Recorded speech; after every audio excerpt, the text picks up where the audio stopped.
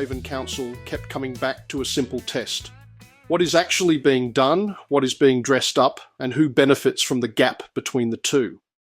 Across recruitment, finance, committees, planning, and council media, the pattern was familiar: polished claims, selective framing, and too many decisions being explained after the fact instead of being properly tested before they are made. There was also a more basic question running through the week. If Shoalhaven wants better government, where are the better councillors meant to come from? If you missed a post, here is the week in one place. Governance, integrity, and the CEO miss. Recruitment systems improvements are not enough when the state is already at the gate. Monday, 23rd February 2026. This piece goes straight at the tidy language councils use when a process is already under outside scrutiny. Systems improvement sounds reassuring, but once the state is looking at the recruitment process itself, the real issue is no longer whether someone promises a better checklist next time. Bottom line, administrative cleanup language does not solve a credibility problem once confidence in the process is already damaged. Big profile, thin proof, why Shoalhaven needs answers on its CEO. Wednesday, 25th February 2026. This is the case against confusing profile with proof. It asks whether Shoalhaven has been sold a leadership story that is larger than the transparent evidence available to support it. Bottom line, if the claims are big, the supporting record needs to be strong enough to stand on its own. Profanity came out when I heard non-significant. Thursday, 26 February 2026. A hard-edged piece on conflict declarations during a serious state investigation. The core point is that when investigators are examining recruitment, conflicts and governance failure, brushing off close involvement as non-significant is not caution, it is a serious lapse in judgment. Bottom line, if the matter is serious enough for the state to investigate, it is serious enough to handle conflicts properly. How the machinery works, or doesn't. Watch this meeting like a shareholder. Are councillors actually governing or just turning pages? Monday, 23rd February 2026. A useful guide to what to look for when you watch a council meeting. Instead of treating the chamber like theatre, this post says to look for who understands the papers, who asks hard questions, and who contributes something more than mere attendance. Bottom line, the real story in a meeting is often not the vote, but who did the work before the vote. Committee watch, 223 pages to say no objection. Tuesday, 24th February 2026. This one targets a classic bureaucratic move. Bury a weak recommendation inside a mountain of paperwork and call it due diligence. It is a sharp look at how sheer volume can be used to create the appearance of scrutiny without much of the substance. Bottom line, bulk paperwork can create cover, but it does not automatically create accountability. Shoalhaven's committee system is failing, and nobody seems to care. Thursday, 26th February 2026. A broader critique of the committee culture itself. The argument here is that the problem is no longer one weak committee or one poor paper. It is a wider structure that can consume time and money while diffusing responsibility. Bottom line, if committees do not sharpen decisions, they often end up blurring responsibility. Money, assets, and the cost of pretending. A road is not a gift if you can't afford to maintain it. Sunday, 22nd February 2026. A clean explanation of a problem councils rarely state plainly. Assets can be political trophies up front and long-term burdens later. The applause happens on opening day. The strain shows up in the maintenance budget. Bottom line, a new asset is not automatically a gain if the long-term upkeep bill is unaffordable. Councillor Proudfoot's warning cuts through the green shoots story on Shoalhaven's finances. Wednesday, 25 February 2026.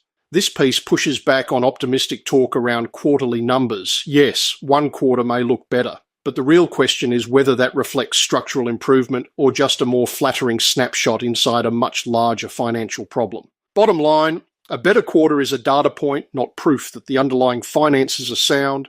When NSW councils go into administration, what actually changes and what ratepayers end up paying for. Thursday, 26th February 2026. A sober look at what administration really means once the state steps in. This is not the fantasy version where an outsider arrives and tidies everything up.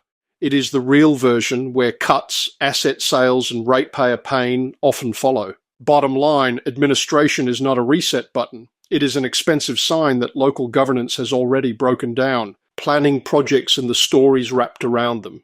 The battery debate that wasn't really about the battery, Friday 27th February 2026. A piece about how one local issue can become a proxy war for bigger anxieties, safety, trust, process, and whether councillors are really dealing with the actual item in front of them.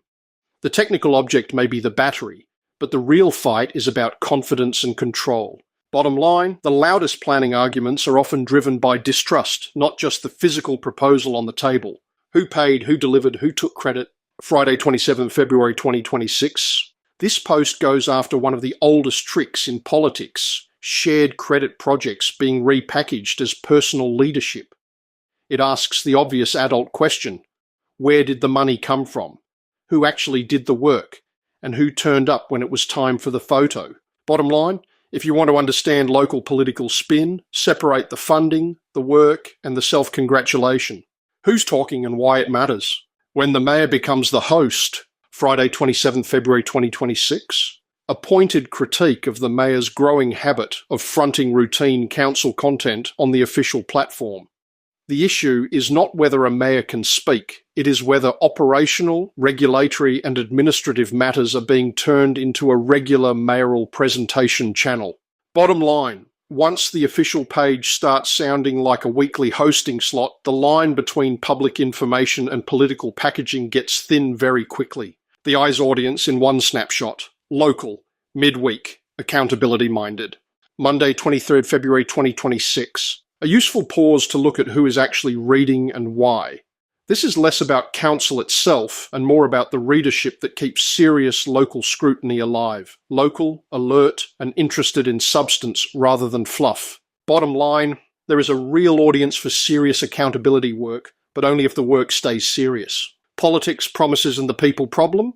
Shoalhaven election promises. Scorecard, what has actually been delivered since September 2024. Monday 23rd February 2026. This is the ledger, not the slogan. It takes campaign promises and asks the simplest question in local government.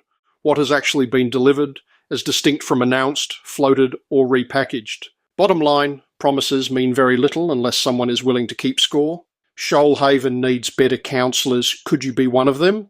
Sunday 22nd February 2026. A practical and slightly uncomfortable piece about the candidate problem. It argues that if capable people keep deciding someone else should step up, they should not be surprised when the city keeps getting mediocre governance.